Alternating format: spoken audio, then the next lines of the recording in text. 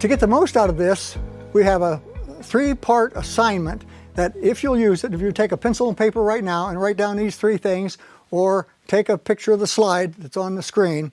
A, list your 3 biggest mental obstacles. What's holding you back mentally?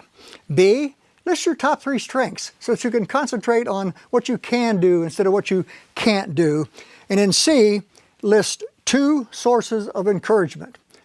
What encourages you? Either something you do, a person, or an event or something like that, and take a look at that and see how it helps your mental attitude.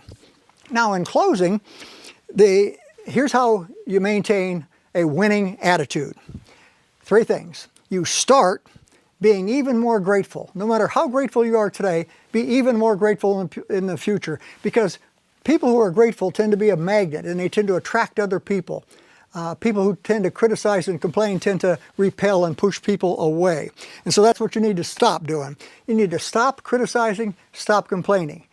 That we criticize things and we complain about things that we can't do anything about, so why criticize it? Why complain? So start being even more grateful, stop criticizing and complaining, and then third, guard your self-talk, guard your talk.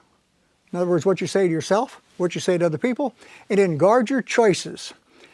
Another book I read early in my career was by J. Martin Coe, K-O-H-E, and the book was called Your Greatest Power. And he said our greatest power is our power to choose. We can choose to be positive or negative. We can choose to be enthusiastic or dull. We can choose to be happy or sad. We can choose to be goal-directed or adrift. We can choose to help people or hurt people. We can choose to be green and growing or ripe and rotting.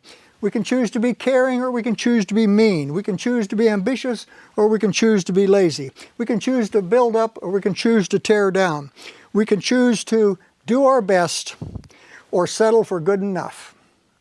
Someone with a positive mental attitude with PMA never settles for good enough, because good enough never is.